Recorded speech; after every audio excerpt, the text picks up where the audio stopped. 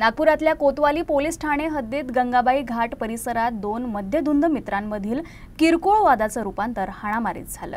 या घटनेत जखमी एकाचा रुग्णालयात उपचारादरम्यान मृत्यू झाला। पोलिसांनी मारेकऱ्याला अटक केली असून अधिक तपास करत आहेत। मिळालेल्या माहितीनुसार मृत व्यक्ती सूरज मेश्राम आहे, जो गंगाबाई घाट परिसरात झाडू मारतो। आरोपी हा त्याचा सहकारी देवराज यादव आहे। दोघेही मित्र होते आणि दोघांनाही दारूचं व्यसन होतं।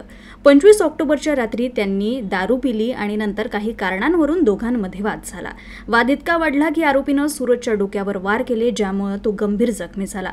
सूरजला ताबडतोब मेयो रुग्णालयात दाखल करण्यात आलं, जिथे उपचारादरम्यान 30 ऑक्टोबरला त्याचा मृत्यू झाला। पोलिसांनी सुरुवातीला अपघाती मृत्यूचा गुन्हा दाखल केला, मात्र पोस्टमॉर्टम रिपोर्टमधील माहितीच्या आधारे पोलिसांनी आता हत्येचा गुन्हा दाखल करून मारेकऱ्याला अटक केली आहे। कोतवाली पोलीस पुढील तपास करतायत। त्यांचा गंगाबाई घाट या ठिकाणी 25 तारखेला वाद झाला होता आणि त्यातून आरोपी देवराज यादव यांनी त्यावेळेस जो झाडू असतो त्या झाडूच्या मॉपनी, म्हणजे पाठीमागच्या मॉपनी त्याला डोक्यावरती मारहाण केली।